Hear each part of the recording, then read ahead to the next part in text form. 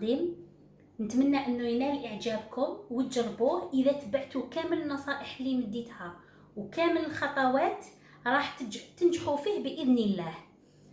واذا جربتوه ما تنسوش تخلوا لي في التعليقات النتيجه. الان واش راح ندير، نقسم لكم حبه باش تشوفوا كيفاش جات. شوفوا، ناخذوا وحده ونقسموها.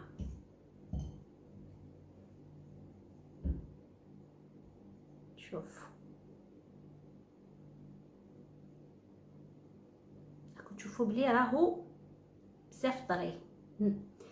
هاني شوفوا نزير عليه غير شويه راهو يتفتت. طيب ما شاء الله يجي طري يذوب في الفم وبزاف بنين. نتمنى انكم تجربوه ان شاء الله، واستودعكم الله الى فيديو اخر بحول الله. السلام عليكم ورحمه الله تعالى وبركاته.